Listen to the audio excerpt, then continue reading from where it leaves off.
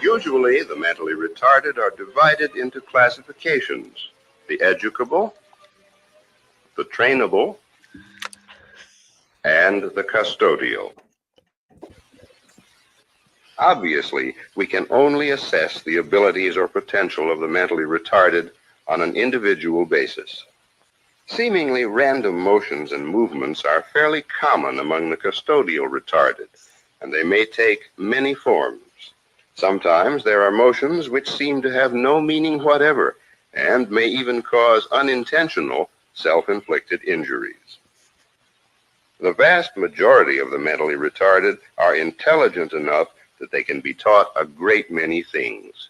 However, there's a wide range of ability even among those considered educable, and their ability to learn obviously varies according to their level of intelligence. Equally important is a stimulating environment. However, we must remember to set realistic standards that are not too high for the individual. Many of the trainable retarded can learn to take certain kinds of household responsibilities, some of which may be more complex than they are usually given credit for.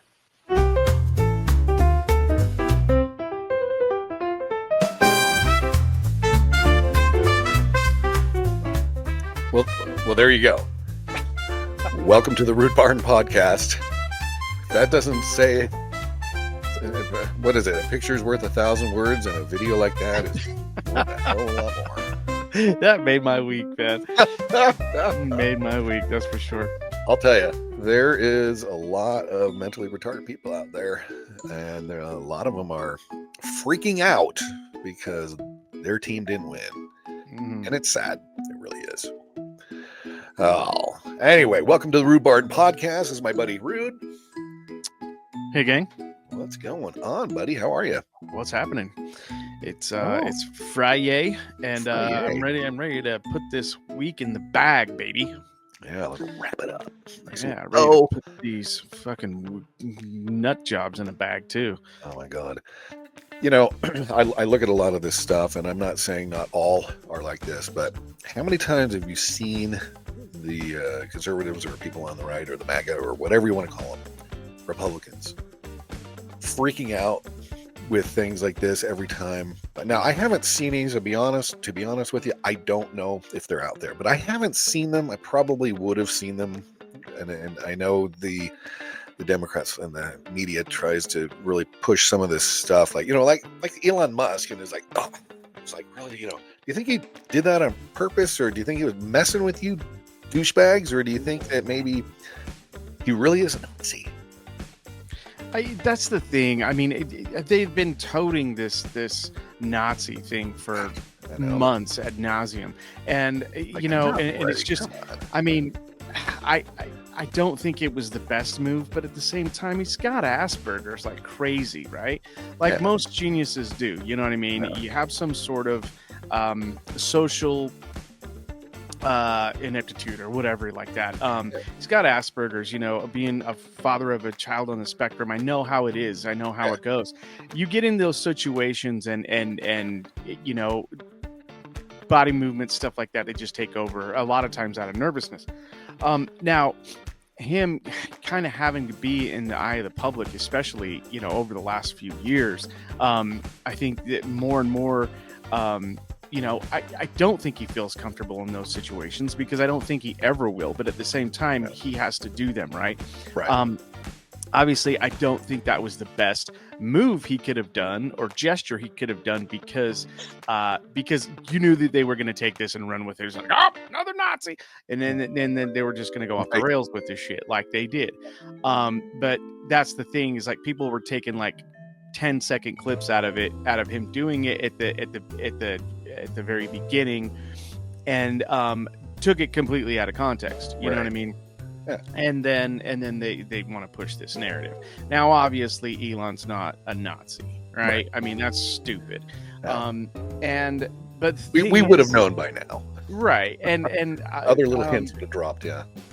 you know, you've seen, and there's plenty of video out there where you've seen Kamala do it, you've seen Hillary do it, you've seen Tim Walz Obama do it, you've seen Tim Walz do it, and you know, it's like if we would have jumped on that, that's the thing, we would have seen those videos if we would have jumped on that and been like, oh, they're Nazis, they're all Nazis, they're all Nazis. Right there. Look, right there. Yep. And then what do they have to say? No, it was a gesture. You're taking it out of context and da da da da da. Well, yeah, this is the Hitler same doesn't thing. own that. Well, sort of kind of stole It it. kind of sort of does. Just like But- the swastika, he stole that from an old Hindu symbol, I believe, from years ago or hundreds of years ago, whatever it is.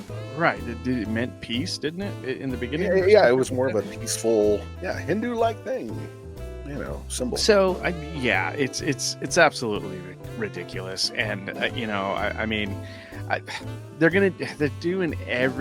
grasping at straws at this point, you know what I mean? Yeah, And it's making them look so foolish, so childish, and you know, stomping their feet on the ground because they didn't get what they wanted. You know what I mean? And it classic.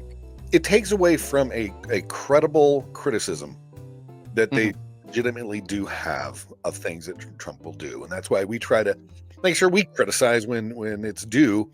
We criticize him for things he says, stupid shit he says. Like, did you have to say that?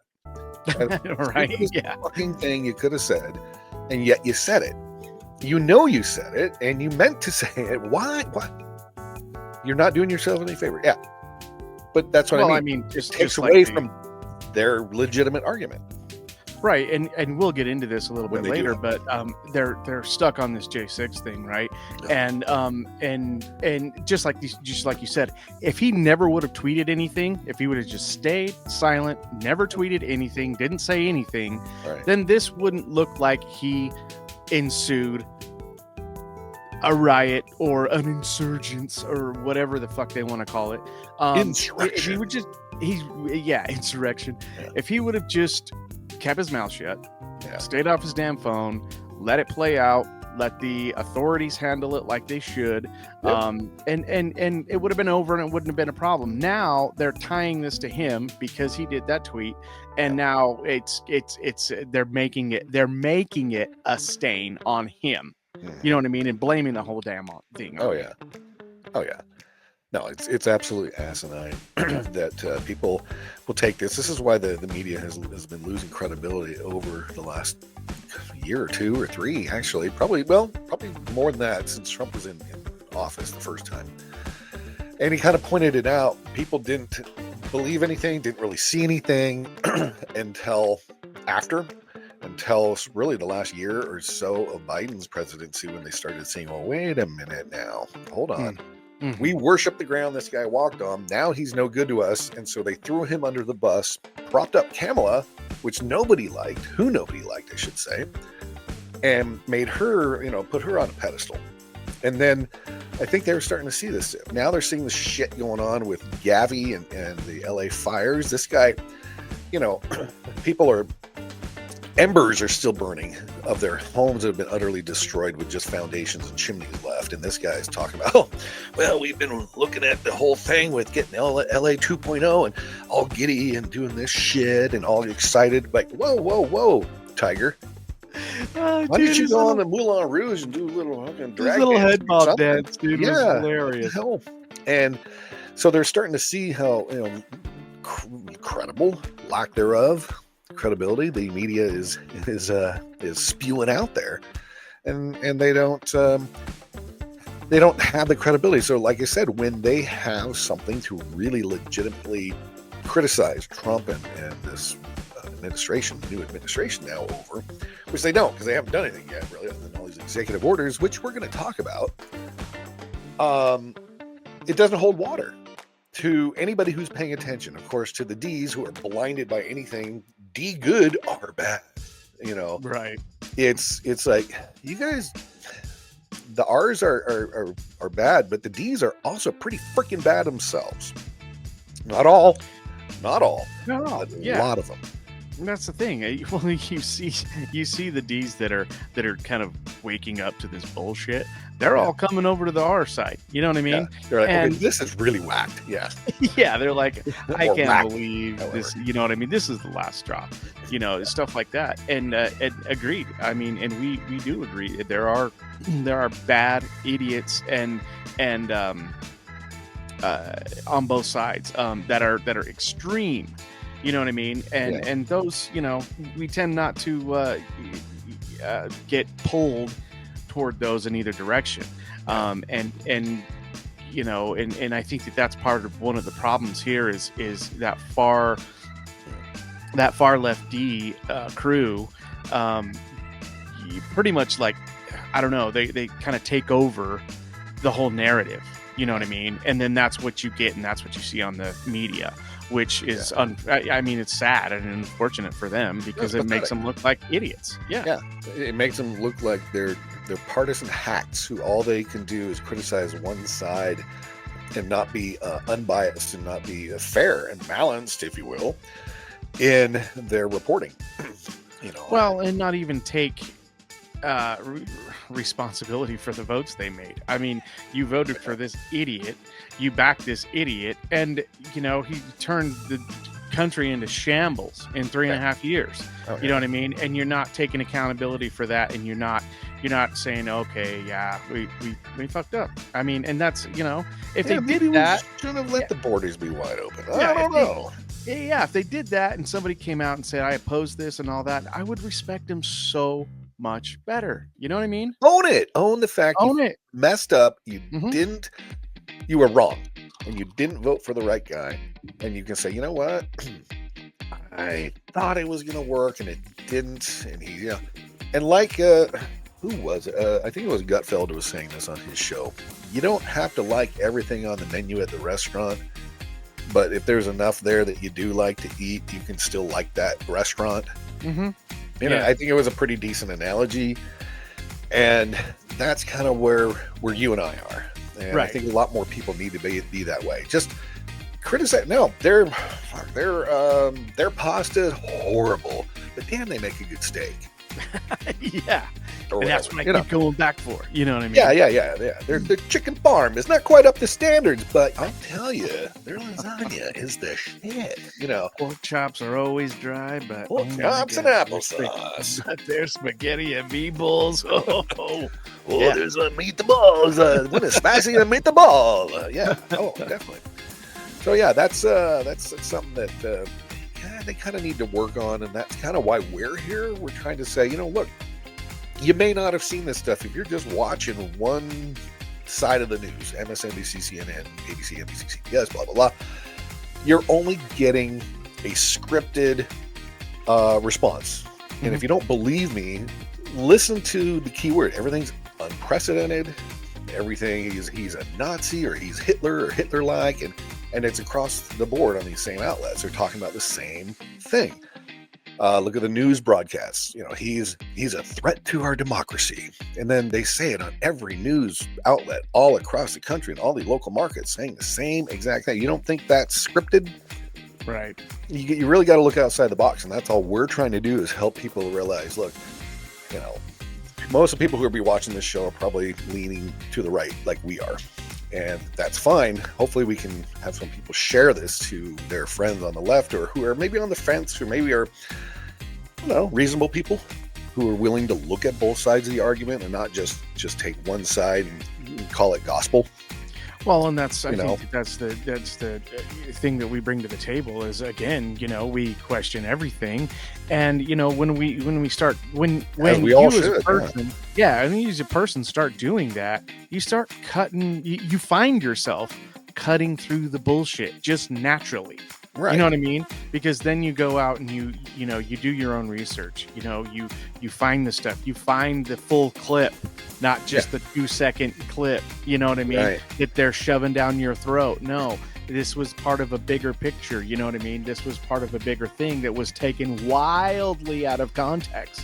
Well, you know what I mean? To serve one narrative. And that's bullshit. Exactly. And let's talk about the whole J6 thing, for example, and the January 6th committee. You know, here we have this granny. She's a granny, MAGA granny, Capitol rider who refuses MAGA to granny. pardon. We were wrong. Yeah. Did you go in and did you break shit? Did you go into Pelosi's office and steal a plaque off of her wall or her desk or something like that? Well, then, yeah, you should be prosecuted for that, you know. Right. But she's right. Accepting a pardon would only insult the Capitol police officers, the rule of law, and, of course, our nation. Would it? Yeah, probably it might, because that doesn't seem to worry Biden's family or Fauci or Mark Milley or all these other people he's pardoned. They seem to be totally fine with this preemptive pardon. Well, that's the thing. It kind of makes you wonder why, none of the Biden crime family syndicate who got preemptive pardons or pardons at all. Fauci, Milley, Cheney, the rapist murderer we talked about a few weeks ago. Yeah. All these stellar members of society. And any of their 8,000 plus people that he pardoned, which, by the way, is over 6,000 more than Barack did, and Barack held the lead there for a while. I think last one we did, he was only up at 1,500. So wow, 4,500 more. Huh? Yeah, and that kind of makes you think that those people may be guilty in another way. You're saying that they're, what I mean? None of them, 8,000 people, didn't reject the pardon from Biden. Right. You know what I mean? Yeah. And Granny from the J6 could. And that makes the story. This one makes the news. Yeah, exactly. Yeah, I mean, it's absolutely. But like we said, people really need to look at both sides of the story. So bringing this one up where she says, well, we were wrong. It's like, well, that's great. But the January 6th committee was a joke. It was a Hollywood-produced spectacle. They did not mount a defense. They could not mount a defense. All they did is present their side of the argument. So if you really want to put somebody away, I bet you I can find all these things to accuse you of, not allow you to defend your position, and all of a sudden you look guilty as shit, right? Well, they got pardons too. Right. Well, I mean, they needed to, because most of those people were just walking around the Capitol. Most of them were not even inside the Capitol. Mm-hmm. There were a few that should. Anyone who, that dude that stole, what was it, stuff out of Pelosi's office or any other congressperson's office, or did damage or broke some of the windows or something like that, absolutely, you should be in jail for that shit. Mm-hmm. Yeah. But here's the thing. Did you people who see this, who thought that the January 6th committee was just this spectacular, wonderful Department of Justice, institution that held up the rule of law, yet they didn't look at the 14,000 hours of video footage, most of which showed the police, Capitol Police, escorting people through, opening doors for them so they can wander through. You wonder if that was a setup so that these people would be, prosecuted. Yeah, but and that's they didn't do anything. Yeah, that's kind of the thing. I mean, in a situation like that, you're gonna have a few bad eggs. That's and I'm not saying that the people that did stuff didn't do stuff and they need to be pardoned. I'm not saying that. Right. If you committed a crime in that building, you should be jailed, punished according to that crime. You know what I mean? Yeah, not 20 years for wandering through the freaking Capitol. Right. For if you are a dem dumping out a trash can in the fucking hallway, you don't get 20 years for that. I mean, if you're a dem and you think that's justice, you need to reevaluate your life. Yeah, really. And if you're questioning either way, go look, and it's public knowledge. Go look at the time or the sentences on some of these petty crimes. Yeah.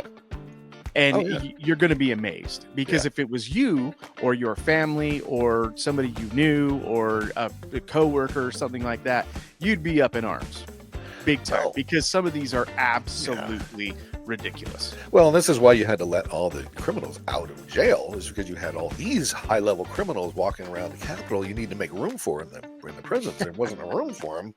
So I got to let out all the rapists, murderers, and violent crime. committers, Yeah, so you can get peaceful protest. Here, you guys get out. We got to make room for the grannies who are walking around, the ones that weren't wrong, who are just walking around. We got to make room for them in jail now. So, yeah. So you have a lot of people on both sides kind of freaking out one way or the other. But I'll tell you, I just, you got this gal, she's just saying, yeah, we were wrong. But you see her going on TikTok or whatever and ranting about, oh my God.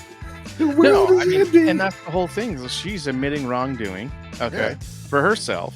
Right, I don't think she should say we, because did you have a mouse in your pocket? I don't know. But at the same time, if she's admitting that she did something wrong, she didn't accept the pardon, do your time for what you did and get out. That's commendable. I commend her for that. Right. But at the same time, you can't rope anybody else who didn't do anything wrong except enter the building into that pool. You know what I'm saying? Yeah, make it a collective when it's an individual thing that you may have made exactly done. Yeah, don't rope me into it just because you made a mistake and broke the window coming in, or you grabbed Chuck Schumer's plaque off of his office desk and as your little trophy to take home. Yeah, okay, I think we get it. So here's a gal on TikTok who is freaking out about some of this shit, and then this YouTuber who tries to come at a middle of the road perspective. I think he mentions that he's neither Democrat nor Republican, kind of like we are, and kind of refutes it. So let's check out this gal who's freaking out a little bit and see what she has to say, and listen to her first sentence. I don't care what nobody says. I don't care what nobody says. The Employment Act. I can't, you cannot make this shit up. I don't give a fuck. You can make this shit up. In fact, what you're saying right now is made up. You can call me a crying liberal. I don't give a fuck. You guys are disgusting. This country is disgusting. Okay, I did not vote for Donald Trump, but I can't sit here and allow people to buy into propaganda and get emotionally upset over things that are not fully true. So we're going to talk about what is happening with Trump reversing Executive Order 11246. There are really big accounts tweeting that Donald Trump revoked the Equal Employment Opportunity Act of 1965, saying that the order prohibited discrimination in hiring and employment based on race, color, religion, sex, or national origin. People are saying, so you're telling me a job can now not hire me based on my race or religion? And the answer to that is no. Companies still cannot discriminate against you when hiring you because that is already codified into law. And the president doesn't have the power with an executive order to supersede congressional law. So discrimination based off of certain characteristics is still illegal. Trump did not make it legal again. He simply reversed EO 11246. So let's get into what exactly this is. Executive Order 11246 was an executive order that required affirmative action and prohibits federal contractors from discriminating on the basis of race, color, religion, sex, and sexual orientation. So the reason Trump reversed this old executive order is because it requires affirmative action. Trump has been very outspoken about being anti-DEI.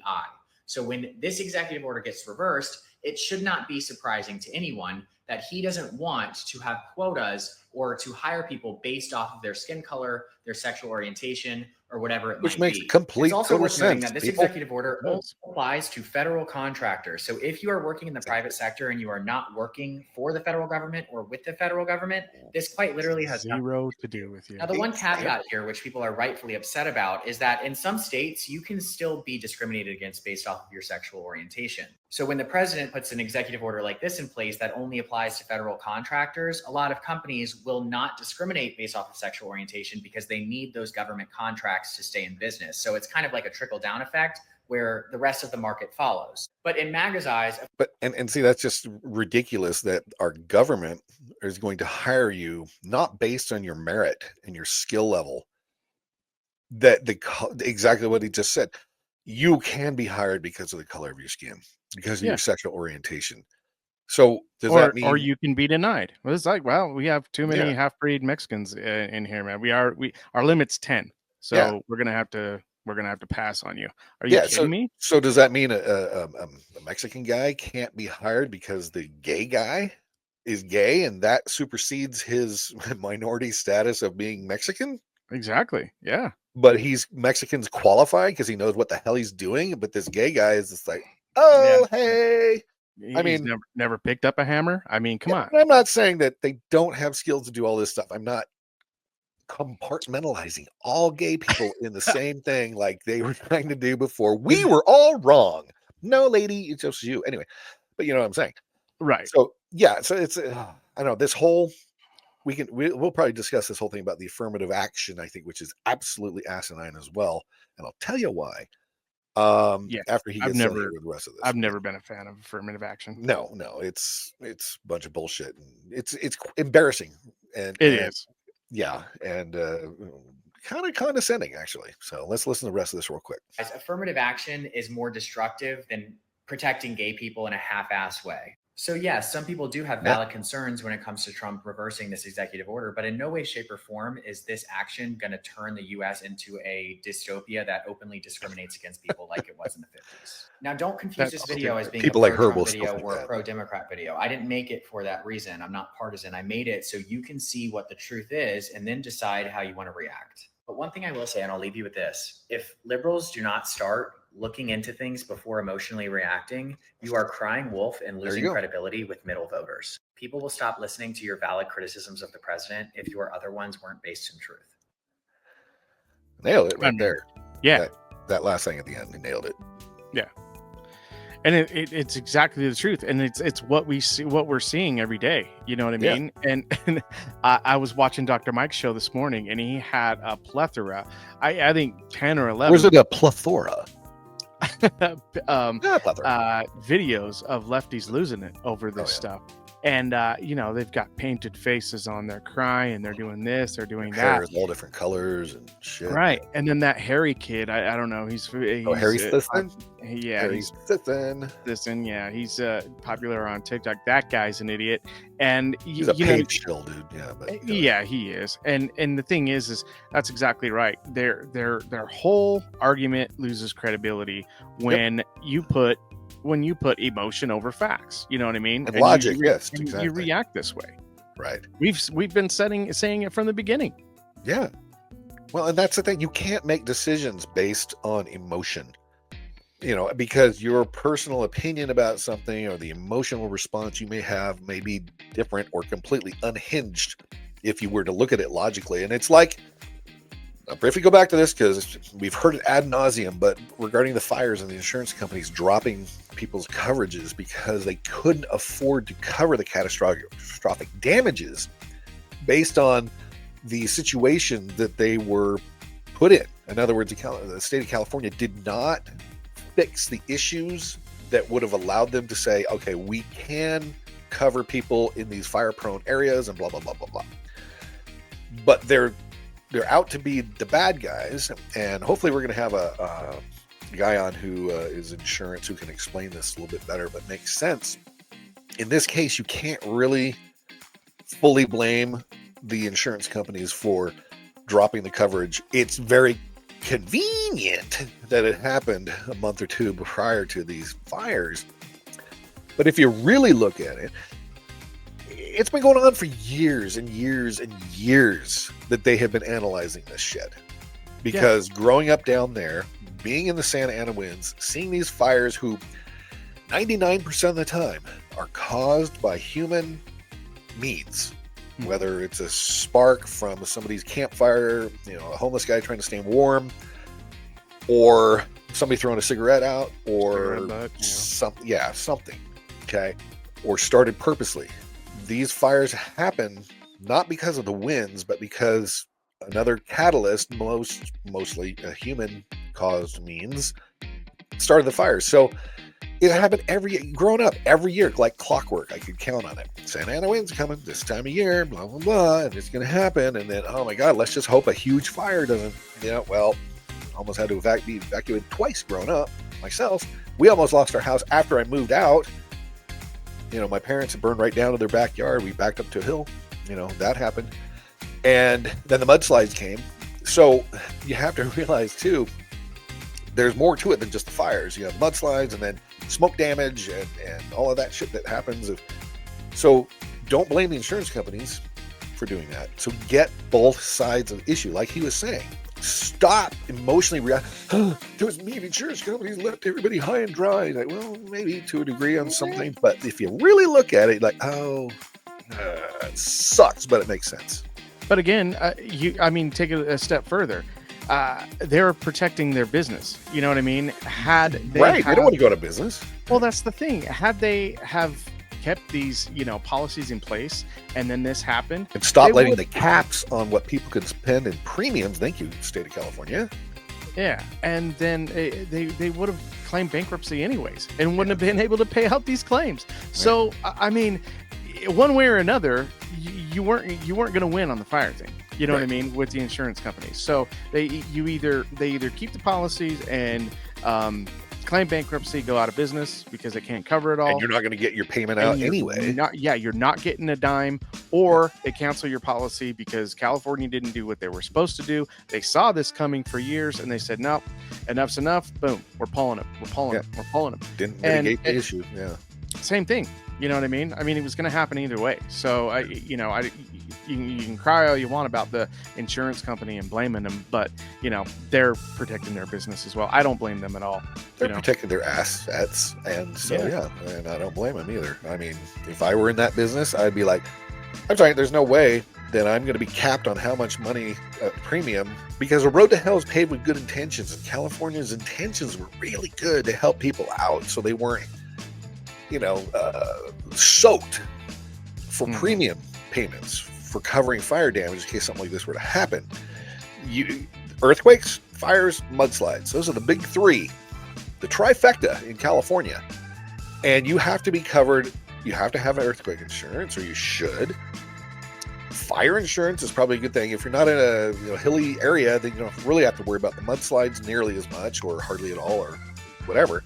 But those are the big three. And California is not a flat state, except maybe in the San Joaquin Valley where they grow all the food. Other than that, there's a lot of hilly areas that you're going to probably run across mudslides. We had 3.5 feet of mud stacked up in our backyards after the fire of 93 went through. I was moved out of the state and I was up here, but that was brutal. And it took 5 years, I think, of my parents trying to deal with the insurance company. Like we talked about this, it could be a couple decades before any of this is even close to being worked out. Yeah, I've seen some analysts say 20 years at least. Yeah, and it's brutal and it sucks. So moving on to some more of the executive orders, which are freaking people out.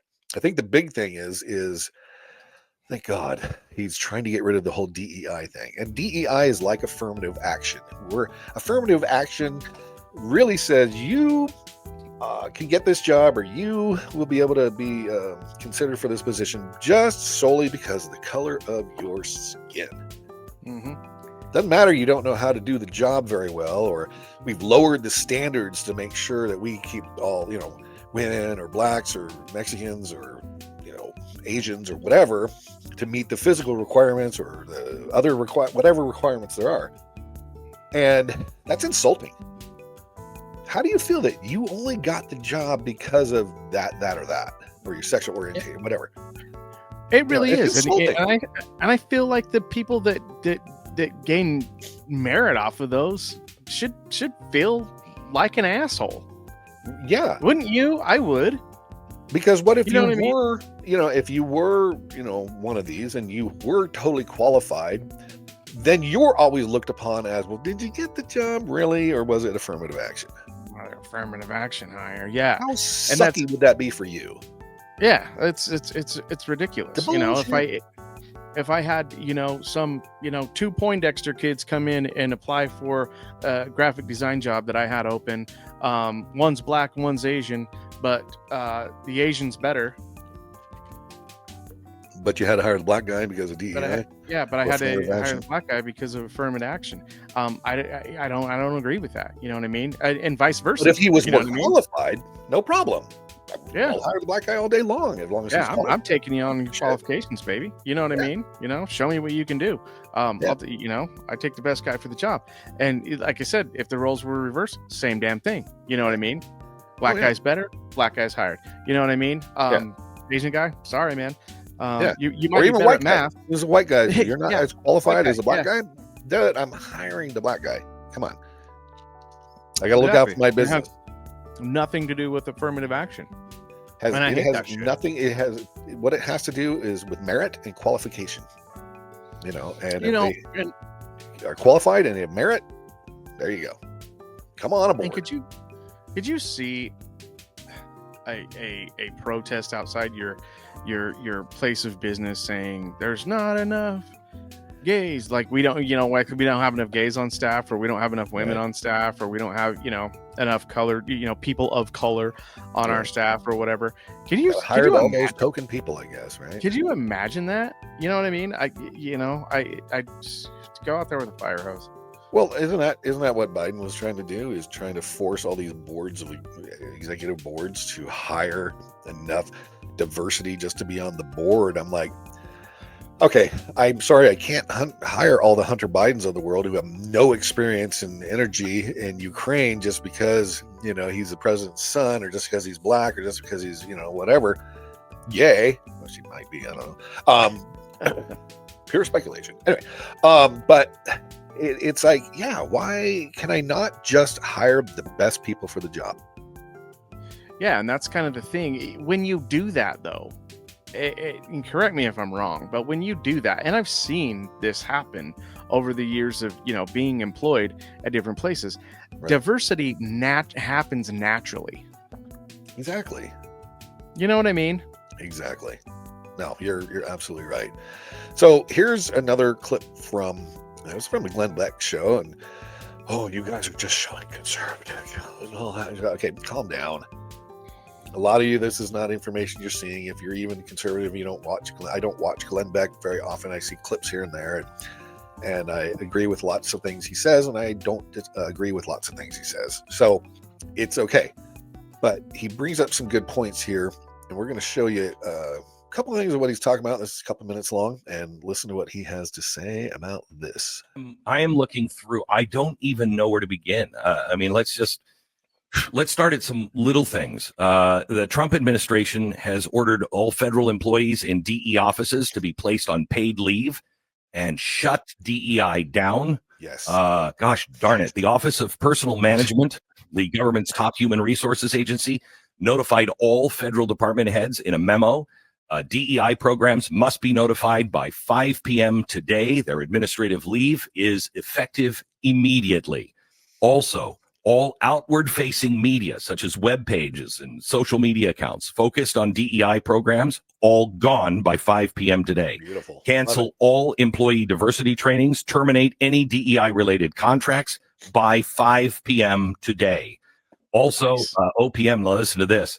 They are asking all agency heads to ask employees if they know of any efforts to disguise DEI programs with coded or imprecise language, and report their findings back by January 31st. And any employee caught trying to skirt this, they will have, quote, adverse consequences.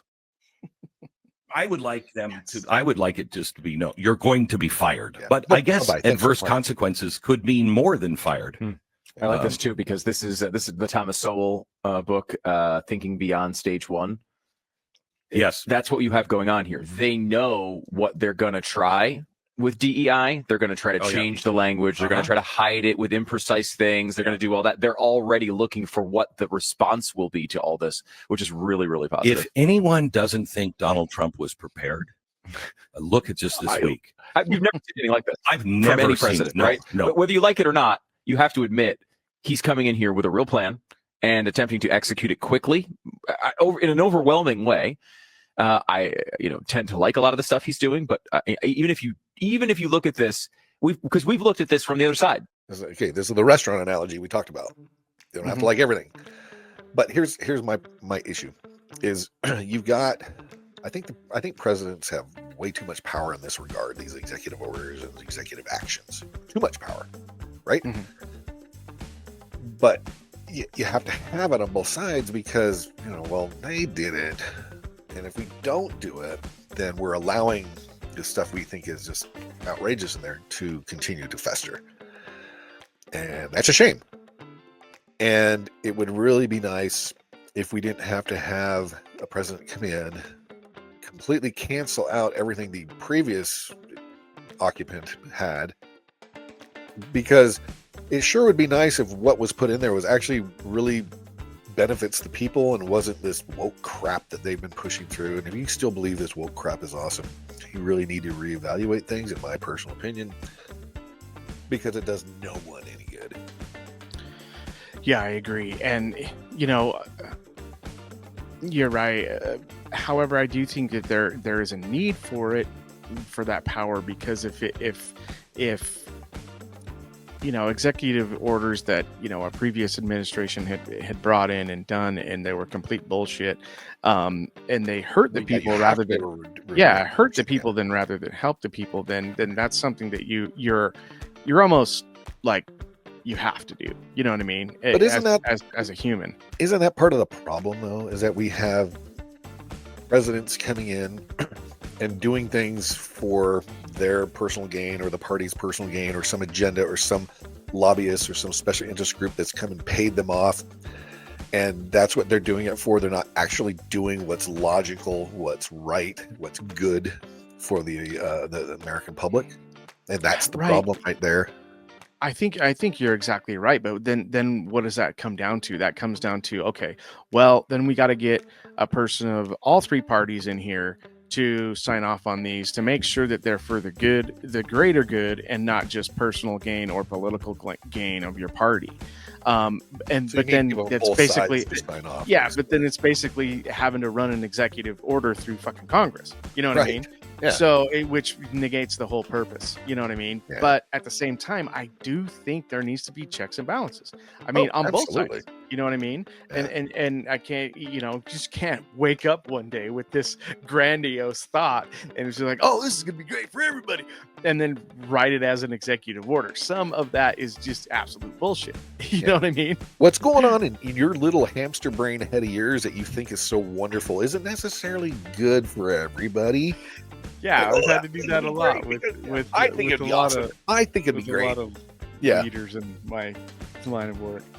Oh yeah, you think a little bit here? No, that's not. I don't think that's going to be the best idea for your advertising. Let's table that idea for now, and let's go with something that's actually going to. Oh my God, how many times have we done that with a client? And you come up and they say, okay, well, I'm kind of thinking I want this for my logo or whatever. And then you're like going, okay. And then you present the stuff to them, their ideas. And then you say, well, I'm going to come up with a bunch of other things and, you know, maybe see it's better. It's like, okay, so here's your idea for you. And I try to present it the best way I could, which we usually never do because it's a horrible idea. And and so we present it like, yeah, you know, and use like the shittiest colors. And I'm not saying that happens all the time. Sometimes it's like, okay, well, your logo, whatever, we'll try to make it using nice Comic Sans. Yeah, right. Times New Roman. That's never been used before. Look, Comic Sans makes it pop. Yeah, exactly. But then you come up with some other stuff like, you know, but based on what we were talking about, I think it will be best received by the general public as this or this. And so you kind of do that instead.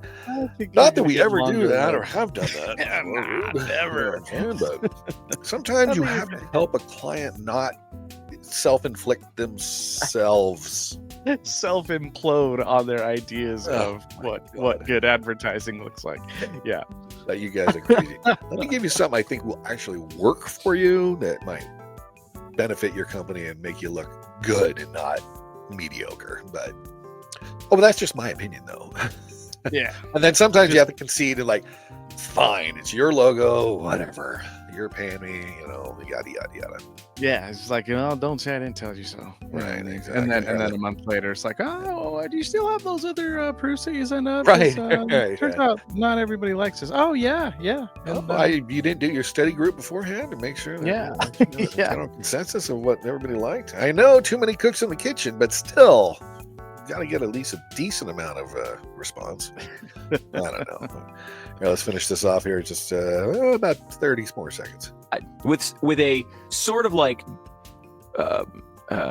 admiration in a way, right? An annoyed admiration of what the left has done. They've built things. They prepared for moments. Oh, yeah. They This is had the first things time ready in to my go. life they've done. That's what this we've feels done like. Yeah. Yeah. I will tell you that I was talking to somebody who was in on the planning yesterday, and they said that President Trump made a list of every campaign promise that he made. He asked for everybody, remember what I said, put it on a list. He made the list too. And oh my gosh. Now there's good things There to you go. Yeah. See, and it's just, made the list. Well, yeah, that's the thing though too. You got to admit, like, so I don't know if everything, what he was saying, in a lot of his speeches, on the campaign trail, on the first day I'm doing this, and on the first day I'm doing this. Drill, baby, drill. Right. So I don't know if everything he said that he was going to do on the first day got done. However, There's no way. There's not enough time in the day, first he of all. did come in very prepared. Yeah. And I was thinking like, okay, he'll get most of this shit done like the first week. You know what I mean? Because I knew that, he's got the power of the executive order. So, We're just ending the first week, by the way. yeah, I knew he was going to flex that muscle. So, in the first week, he's Which muscle? really, What was it? he's really flexed his muscle here. Oh. And, his his pen power of muscle. the pen. That Yeah, muscle. power of the Gotcha. pen. That's- And kind of ruffled some feathers, which Right. I think it's funny. Well, it's what's sad is, of course, he's going to ruffle feathers. It's Trump. He's going to ruffle Democrats' feathers and a few Republicans' feathers. It's just comes with the territory. But he knows it this time. Mhm. He knows what he's up against. I think the first first term, he thought he knew, but Right. really didn't know what he was up against. Yeah, I and when think he now saw the big knows. picture, it was like, wow. And now he's just in there to piss people off. Yeah. And he knows the game now. You know what I Yeah. mean? He knows the game. Yeah. So unfortunately, he's got to do all these executive orders because look at all this the trash that Biden put through. There were a few things, I can't think of them, but I'm sure there were a few good things that he put through, but there was mostly trash that went through. And one of the first things he did was stop the Keystone XL pipeline. And then our energy costs of gasoline just jumped up from $2-ish a gallon up to $5, and 6 and 7 in California, because they're doing great, under a super majority Democrat rule. And that's why you need checks and balances, because, you run roughshod through everything because you have no opposition to anything you do. All of a sudden now, hey, let's do this and let's do that and let's make it difficult for our opponents to even oust us out of office, or whatever. I mean, it's what's going on. Yeah, there was no good reason to stop those pipelines. No, other than to make other countries rich because we had to buy it from them. You know what I mean? It was yeah, dumb. it's a brilliant move. And we're sitting on so much oil that it's yeah. ludicrous to even think Oh. about buying it from somewhere Sorry, else. thought Ludacris was going to pop up behind me like on the commercial, but State Farm commercial. This is ludicrous. Got in your Anyway. house. What Right. you keep in your house? Yeah. Who called Ludacris? Yeah, I did. I called you. In Yeah. black booties. Yeah. Yeah. So here's some more executive. Let's run through a couple of these. We'll make a couple comments and see what we think of some of these. But here's a bunch here, and I think some of these are pretty good ideas. And any that aren't, let's comment on that real quick. And please like and subscribe and comment on what executive orders you like and what you think are good or bad or indifferent or whatever. And let us know. We'd love to see your opinions as well. So. All right, let's jump into this one here. Signing executive order banning. Now this is some of the shit that Biden put through. I think is absolutely ridiculous. Allowing men who are pretending to be women, and I'm sorry, once a man, always a man. You cannot put a Mercedes logo on a Corolla or a Toyota and call it a Mercedes. It just doesn't work that way, right? Right. Exactly. So. Yeah, so his order, it banned men from being housed in women's prisons because that wasn't a problem ready to explode there. They've been victims of sexual assault, and many of them have gotten pregnant Oh my God. Yeah. from somebody you call a woman. Has gotten pregnant from this person who's been housed in a woman's prison who's actually a guy. still has all his parts, but he identifies as that. It's so wonderful. Let's listen to what she has to say here. How many men are in there with you? I want to say 6. There's this guy named Bradley here. He threw a tantrum in his room, broke things, broke glass, and the women around him are terrified that he's going to spaz out at them. What would you say to the Biden administration, and more specifically to Minnesota Governor Tim Walz, who has allowed this? It's right there. He should be held accountable. The Biden administration should be held accountable for putting us in danger. They should take it back. They shouldn't put biological men inside the most vulnerable population at all. And they should be held accountable for inflicting this fear on us, putting us in danger, and re-victimizing us when we're here to try to heal. I'm here to rehabilitate myself, and I've never been in trouble here. I got my associate's degree. I'm getting my paralegal certificate in May. See, these are things they should be doing, is rehabbing and getting that reform. It really worries me, and it's scary. How many men are in there? Yeah, so you have that. Look at this goofy mother effer right here. What a dick. I mean, this guy, tampons in the boys' restrooms. I'm sorry. Boys have not transitioned to women. They're teenagers. They're not of 18. They're not of age yet. So why are we even worrying about that? I mean, it's just unbelievable. So here's the next one. Signed an executive order yesterday mandating that federal workers need to show up in person for work. That currently 94% of federal workers work from home. Did you know that? That's a lot. Yeah. Okay, sorry. Pandemic shit's over. Let's get back into the office. I mean, working remotely can have its benefits, but it also has its downsides as well. Look at this. Many of the government headquarters are empty.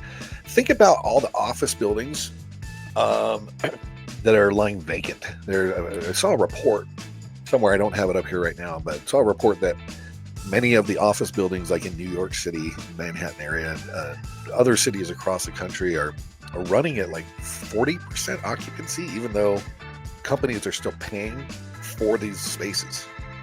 Yeah, it's ridiculous. Absolutely insane.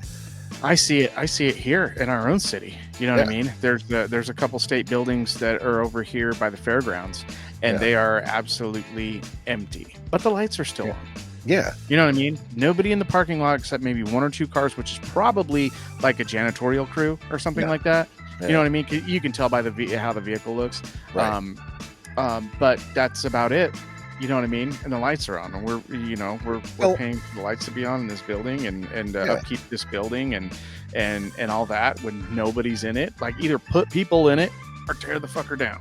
You know? Well, and I understand the other side of the argument that traffic, having to get. Well, can we stagger a workday then? Maybe have some people start at 8, some people start at 8:30, some people start at 9, some people start at 9:30 or 10, and then work accordingly. 8 or 9 hours, depending on if you're including lunch in that. Yeah, there are ways to do this, but my wife, who happens to have worked from the house for many years, and it was a blessing when she was raising the girls. She was able to take them to school, pick them up, and things like that in between her job and things like that. Thank God, because if she was working, like downtown and then had to come way back down and pick them up and things like that, would have been brutal. So in certain cases, it works out just fine. But the vast majority of the people, and she's now sitting there going, "Oh, I wish I had an office to go to. Yeah. I wish I could socialize and interact with adults." And not always with the animals or with kids. Yeah. It's like, that's why she loved to go out, finally, and I don't see anything wrong with it. I'm sorry. I think we can stagger it. I think we can make things work.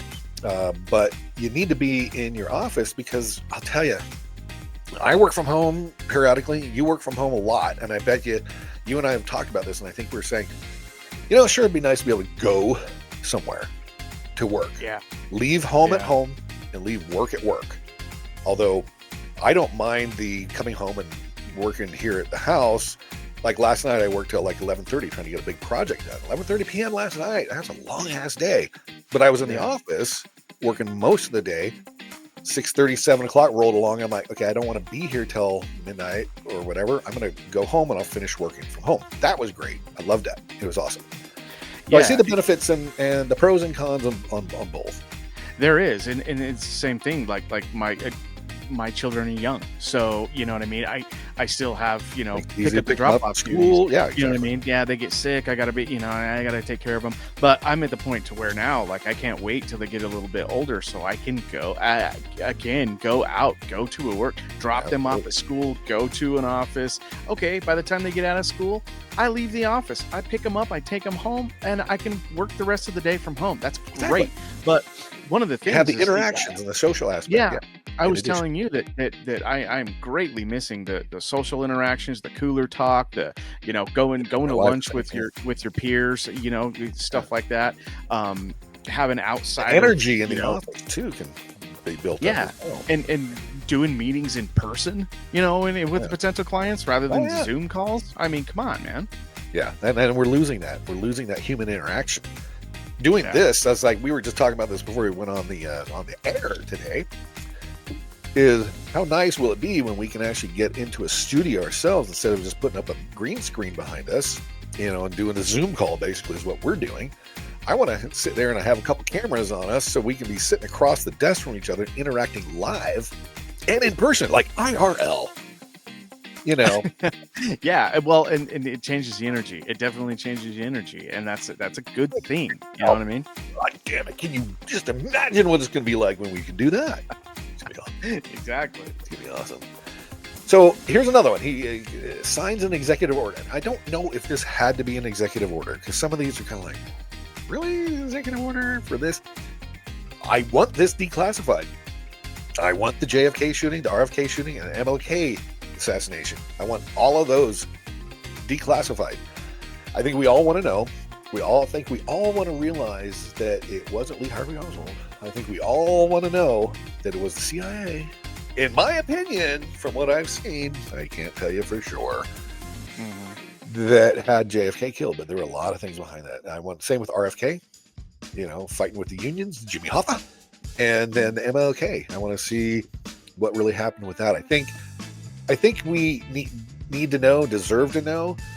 We all know the reason that they've hidden all this and kept it classified is because if we really find out what our illustrious government has been doing over the years, we'll probably all shit our pants and just go, oh my God, what the F? Well, yeah, they want to keep that. They want to keep that false screen up that the government is here for your best There interest. are safety. There are security. Yeah. And when you're, you know, when this stuff like this comes out, you know, the majority of people, well, hopefully, are going to realize that no, they didn't have our best interest at heart. No, they didn't. They did some nefarious shit. They're not what they preach to be. Really is our saviors. Yeah. Yeah. That's why people outside the country can kind of look in from the outside and just say, hey, it's like being in a relationship. You don't realize that the person you're in a relationship is a freaking psychopath or something. And you just think, oh my God, I just got to make it work. And everybody else is going, dude, you need to get the hell away from her. She's a nut. Dude, she has a hatchet in her purse. No, Oh, she just uses she's that not. to She's cut ready meat to when we stab go you, out. dude. Yeah. Yeah. It's like, Yeah. oh my God, get away from her. You know, I'm dealing with that in personal situations myself. And you're just sitting there like, you just want to do the old V8. Hit yourself across the head. Oh, dude, what are you thinking? You know, and vice versa. It could be the same thing. You know, woman with a guy. But, you know, now this is, I get it, but I don't get it because I want to look at it like, oh my God, we have let so many people, the Biden administration has let so many people, probably, what's a safe guesstimate? If they're touting, they got about 11 million they have let in the last 4 years, that we're probably talking 3 times that, at least 30 million maybe, who have actually been in this country that they can't even account for. At least, So he wants to sign an executive order, which closing the border, building the wall, all these different things he wants to do. Deportation non-citizens, the foreign students who have overstayed their student visas, supporting terrorist organizations, et cetera, et cetera, et cetera. I think overall this is a good thing, and I think, I think people who have come here illegally, who also have definitely shown that they have committed crimes, because not every one of these people is escaping persecution in their country.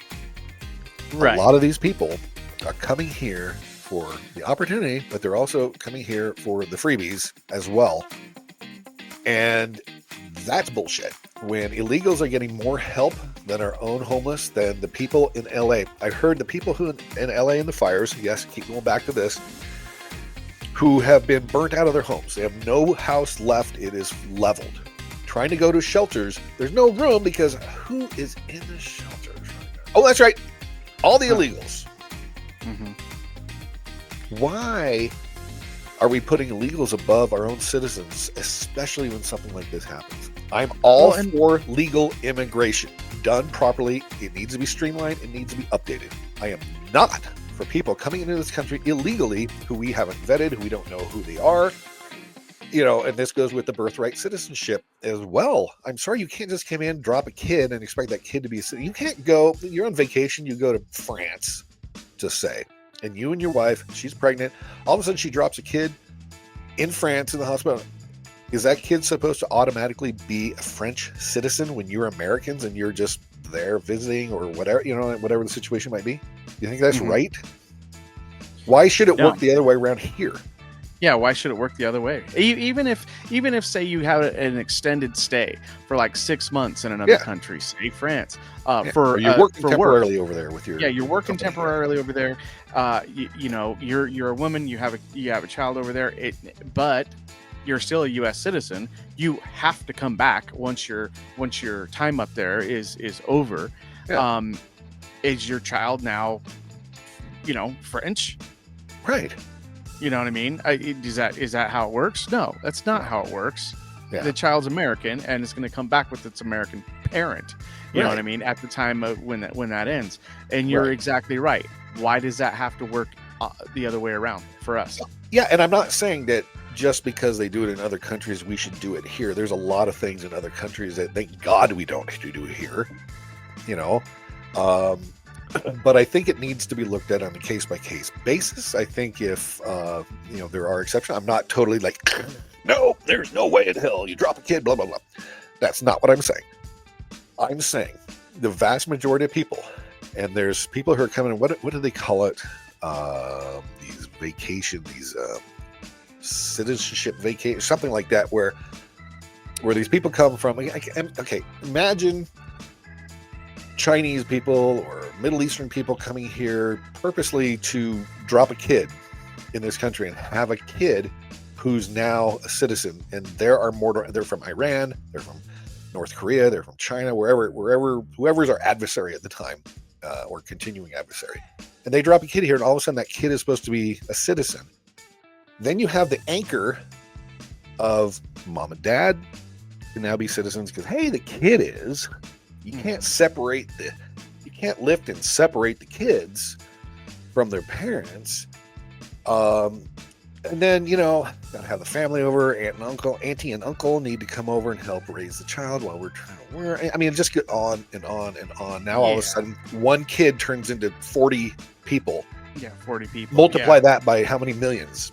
Well, and I agree that it needs to be a case-by-case basis, and especially for these people, for these foreign criminals seeking asylum here. Like, why would we take in foreign criminals? Aren't we looking for the best and brightest, really? Yeah, like I don't. We're looking for the dregs of society to come. We already have enough dregs of society in our society, right? Without adding more, you know what I mean? Yeah, and I agree. Yes, that's a lot of cases to look at, but if you're going to do this, that's what you got to do. You got to be thorough about it, and you have to be fair about it. And and these loopholes, they've got to not be loopholes. You know what I mean? Like you know, you drop a kid to try to gain citizenship. No, you still have to go through the process yourself. You don't automatically get it. Streamlined, sure. Yeah, and your 40, you know, your 40 family members that you say need to be over here as well, they don't automatically get it either. Right. You know, exactly. You still have to go through the process. Agreed. It is an outdated process. It needs to be updated. I agree with that. And if we did, I think a lot of these things could happen a lot sooner, and there wouldn't be this backlog, this 6-year backlog to try to become an American citizen. You know what I mean? For the people who are doing it without nefarious intention. You know what I mean? Well, I don't think it's fair at all, obviously, for these people to wait in line to try to do it the right way, who legitimately and honestly really truly want to be an American citizen, the opportunity to start a business, the opportunity to have the freedom they don't have, because as much as all these other countries tout to have freedom for their people, really don't. And so they want to come here and truly have it. Where else can you really start a business from scratch and make something out of yourself? Not very many other countries. Right.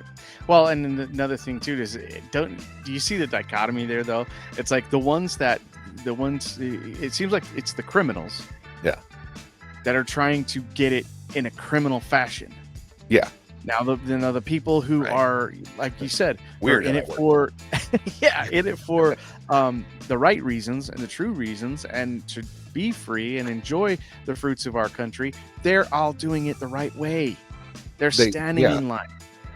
They're staying in their own country, waiting, for the call to come, right, or the paperwork to go through.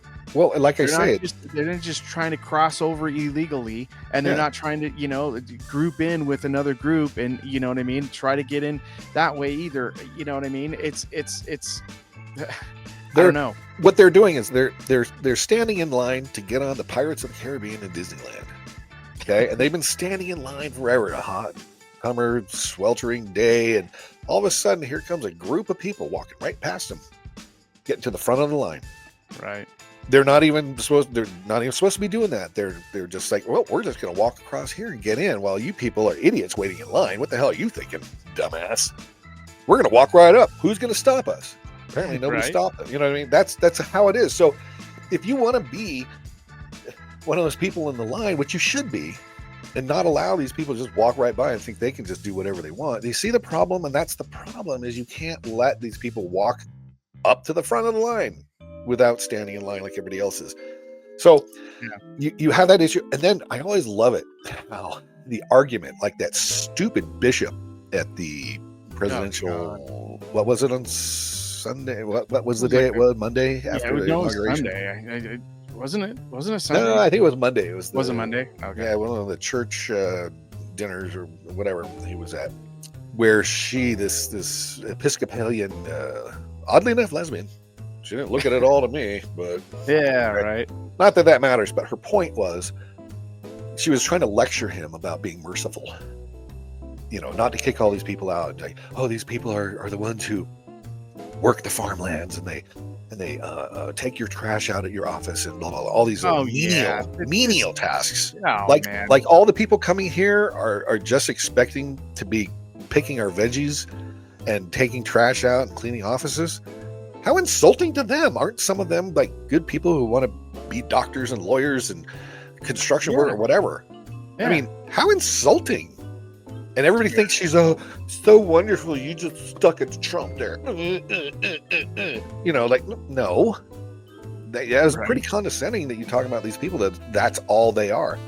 And why don't get me wrong. I think we can have work visas. I think we can have these green cards that allow these people who are not citizens, who want to, maybe send money back to their family in whatever country they're from, to do these jobs that they're willing to do. But it needs to be something like that. We can't just allow illegals to come in here. We don't know who they are. Are they Chinese nationals? Are they terrorists? Are they cartel members? Are they, what are they? What diseases do they have? All these diseases we thought were eradicated, like polio and measles and who knows, whatever. I'm sorry, but when you go to another country, you can't I can't go to France. Since we used that before, I can't go to France and then go in there, or Mexico, either one. Okay. I can't go in there and say, hey, I'm in this country illegal. I need some help, some welfare and food stamps and a place to live and hospital care and education for my kids. You need to give it to me because I'm here illegally. You can't. It's a ridiculous notion. Anywhere. Yeah, you can't do that anywhere. Why are we allowing that shit to go on here? Because it's your taxpayer dollars that are paying for it. Exactly. You're taking. How many potholes do you see in the roads right now, especially in these snow areas where the potholes are huge because the plows have to, get the snow off the ground, and there's all of a sudden big pothole. Well, that needs to be fixed all the time. But no, we're going to make sure we take care of people who are here illegally and give them all the free benefits as you're struggling trying to put food in your table and gas in your car to go to work every day. But that's okay. You're good. That's ridiculous. So moving along. Now, this one I totally agree with. Okay. And I'm all for clean air, clean water, and all that shit, by the way, just so you know. I think the Paris Climate Agreement is the biggest crock of shit and money siphon out of the U.S., just like the WHO and just like the UN. We should be out of the UN. Screw those people. All they want to do is control us and usurp our sovereignty as a nation. And the World Health Organization is a scam, is bullshit. I don't think we need an entity from around the world made up of so many people paid for by China and Bill Gates' foundations, the Gavi Foundation, his Bill and Melinda Gates Foundation. We pay, like he said in this thing, $500 million into the into the World Health Organization. Mm-hmm. And China, who has 5 times the population, pays $39 million. We pay $500 million for 330 million people. They pay $39 million for 1.4 or 5 billion people. What's fair about that? But somehow China has this influence over them. I don't know. And Gates. It's absolutely. So this is a scam. This is to suck money out of here until the Paris Climate Accord can get China to stop polluting and India to stop polluting and some of these other countries that are polluting like bastards all over the world. No, thank you. I think we can handle it. We're doing pretty good with our clean air and water. If you look at things over the years, we've done pretty damn good. Sure, there are days like we get here the inversions and it looks worse than Beijing, but right. But I'll tell you, for the most part, we're doing a lot better, and we're doing a hell of a lot more than China and India and these other countries are. They're doing that. Yeah, I agree. Screw the Paris Climate Accord. Yeah, it's glad he signed that. And then this one, why he even had to, because they got a whopping $750 per person. Why they couldn't take care of them on their own? Yeah. But meanwhile, Zelensky, don't worry, you got that extra 20 billion coming to you, or 80 billion, or 6 billion, or whatever, all these different payments we keep paying you every month. It would be great if we can speed up the rebuilding in Western North Carolina. Today, he'll be signing executive order, slashing all red tape to ensure rapid reconstruction of the roads and other things, not just the roads, folks. It's okay. It's okay. But why he has to sign it, we should be taking care of ourselves. When you start going down in a plane, put the mask over your face first, then over your child. There's an order to things. Take care of us here first, then we can help the world. Right? I don't know. Could be wrong. If you disagree with me, throw it in the comments. Okay. This is one. It's not an executive order, but we need to lower healthcare prices. And he has an executive. I guess this was executive order for hospital price transparency. That is one thing that would be nice. It'd be nice to go in and say, well, we can give you that sandwich because you're in the hospital bed, but that sandwich for lunch is going to cost you, $150 tacked on your bill. Shit like that. And that's just a minor thing. And imagine, that anesthesia we had to shoot you up with so we can, surgically remove the gallbladder that you had that was messed up, and it's insurance and coverage and healthcare. Healthcare needs to be revamped big time, bigly, as we like to call it. And I agree. It's something needs to be done. I don't know how they're going to fix it. I just know that when you go in and you pay cash, you're paying like a tenth of what they would charge your insurance companies. Like a scam. I don't know. A little bit to me. This one is probably, and I'm looking at it out now as I'm scrolling. This one is freaking awesome and needs to continue. He has signed an executive order banning central bank digital currency, the CBDC. Mm-hmm. This is going to be abused by big banks and social credit score, where they could freeze your money for anything they disagreed that you did or said. I don't know if people I paraphrase that, but obviously. But I don't think people, we did a thing on this on our CBDC episode, I don't know, 8, 7, somewhere in there. Right. Go back and check it out. But we talked about this, how a central bank digital currency and getting away from cash, where you can't pay cash for anything. And you can see this when you go to certain places. We have a movie theater here you can't even pay cash for. It's absolutely asinine. I get it. We don't want people stealing out of the tills, or these little teenagers, blah, blah, blah, blah. Well, that's why you had things like checks and balances. You made the till added up at the end. So, yeah, I mean, it's getting ridiculous. Like, for instance, if I go to my local grocery store in the morning, say I go right after drop off, there's no checkers. Okay, no human checkers in the check stand. Self checkout, right? Which I don't mind sometimes, but exactly. You grabbing 2 or 3 items, whatever. Self checkouts, quick and easy, boom, in and out, done. Right. However, in the morning, all those checkers, all those self checkouts that are open, card only, cannot use cash in them. Yeah, which is weird because it's an electronic machine that gives you change back and. Right. I mean, it's like, but if you go in the afternoon, difference? There's 2 sets, right? There's a set right when you walk in, and then there's a set off to the other side of the check stands, right? Oh, I know. If you go in the afternoon, there's the ones on the other side of the check stands. They're open, and they will accept cash and card. Right. But if you go in the morning and you want to pay with cash, you ain't doing it. You're you ain't SOL, getting your goods, Jack. I mean. When you see it going to that extreme, that's the shit that scares me about the central, the digital currency bullshit. No, I agree.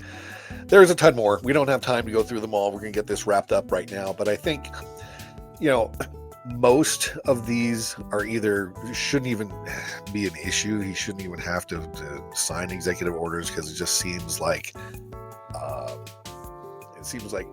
it's logical. I mean, but here, executive order withdrawal from the World Health Organization. Bill Gates is responsible 88% of the total philanthropic funding for the World Health. Okay, I wonder why Bill Gates was pushing the vaccine. I mean, we can go on and on, dude. There's just so many, but I think, these liberals are freaking out, but I think most of this shit is logical. And these people who think that deporting, and he's starting with the criminals, the worst of the worst, the people who were let out of the Venezuelan prisons, the MS-13 and other, Agua de Playa, whatever, Playa de Agua gang members who have taken over apartment buildings all over the place, Aurora, Colorado, Chicago, etc. That makes perfect sense. Get these people out. I don't want my family, my wife, my kids to wander around in a city and have to worry about these people in addition to the normal criminals that are born and bred here and are American citizens. Bad enough as it is. Yeah, how much shit are we going to put ourselves through? Yeah. Or how much shit is the government going to put us through? Yeah. Yeah, and we'll put this link in the in the comments and stuff. Yeah. Like you can check this stuff out for yourself. There's a ton there, and I mean, if you saw any of the videos, there's stacks and stacks and stacks of executive orders that he's signing and everything like that. And obviously, I mean, we can't go through them all, but you see where this is going, right? And I mean, for the most part, 2 genders only. I mean, really? Yeah. Thanks, Biden and your DEI woke idiots, for even making this an issue to begin with. Come on. Yeah. It says it right there in the article. It's nonsense. Well, guys, we appreciate you joining us. This has been a lot of fun doing this. But we got merch. We got the old Root Barn hats on our site. And if you want to pull that up, we've got some that you can check out. If you purchase our merch, we're at therootbarn.etsy.com, and all the proceeds on anything we sell, we're just dumping back into this so we can give you more fun podcasts, just like we're doing right here. And so so join us now, because I think it's fun. Please subscribe. That's going to help our channel grow. The more we grow, the more we can do, the more guests we can bring on. We've got some good people coming in here and there talking about different topics, but here we are, the rootbarn.com, the rootbarn.etsy.com. Got hats, we've got shirts, we've got iPhone cases, we've got sweatshirts, mugs, you name it. All these different things. You got Mitch McConnell. All Yeah, these Nick Connells. It's the food is so good. It's stunning, by the way. if nothing else, get a You know. question everything coffee cup. So every time you go in the morning, you remind yourself to question everything. Question everything. It's not hard. It's not hard to question everything. And if you get in there and you start asking yourself these questions on things, then you start seeing, wait a minute, okay, let me dive a little deeper in there as well. And then you start going, wait a minute, there are two sides. That's the whole J6 thing we talked about earlier. You need both sides of the argument to be able to determine whether something is true or false, or whether you think it's right or wrong. And if you don't have both sides of the argument, you don't have the full picture. Start asking questions of everything. Question your government, question authority, question these people. You don't have to be rude about it. You can just say, but that doesn't make sense. Why are we having to do that? Or why are you telling us we need to do this, that, the other? Or why are you making us do this? If it takes away your freedoms, it takes away your rights, takes away your ability to do your job and keep your family safe and all of that, you might want to question why. It's probably bad. Yeah. It's probably not going to benefit you the way that they say it's going. Exactly. Yeah. So also check out our good friends Bearded Viking, the mead company, dude. Yeah, Bearded Viking Mead Co. Yeah, you can get your mead online, order it up. Owned and operated, by the way. Yeah, check out the Hooch Finder, and whether you can get it in your state or not. I think 46 states is where we're at right now. Yeah, it looks like you can't get it in Alabama, Arkansas, Delaware, Mississippi, New Jersey, South Dakota, and Utah. Hopefully we'll get it here. But at the same time, check it out. We've got merch on there also, and the Bearded Viking also does support and sponsor another podcast that we do, Vikings, Outlaws, and Cowboys. That's going to be exclusively on Rumble now. I'll put little tidbits here and there on some of the other socials, but at the same time, watch it live, watch it on Rumble, Tuesday nights, 8 o'clock. We talk about a little bit of news, a little bit of headline stuff, but mostly the focus is men's mental health and mental health in general. We've had a couple women on that we've had a lot of fun with getting their perspective on, certain issues that, you're getting the other side of the story? Yeah, imagine that, right? That's so weird. Yeah. Okay, whatever. If you want to get both sides, whatever. Right. Okay. If you want to make it fair, then I guess it's okay. Got to make it fair. So, exactly. Well, gang, we appreciate you stopping in. We're going to get this one wrapped up so we can move on. And we got some work to do, both on his end and my end here, with different things that we're working on. But we want to get this out real quick.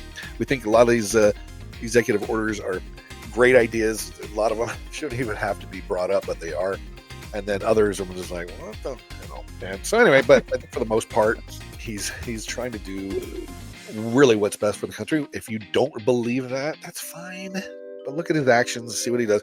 I don't agree with everything he does. You don't agree with everything he does. But I think most of it, like we said, I can order off the menu, and I don't like everything on the menu. But for the most part, I like the restaurant, and mostly what's on there. So it is what it is. It be what it be. So thanks for joining us and joining the Root Barn podcast. We hope you check out our next episode, and we'll try to get some more out here soon, gang. So have a good one, and we'll see you on the next one. Circle back. Watching everything, gang. Yeah. Take care.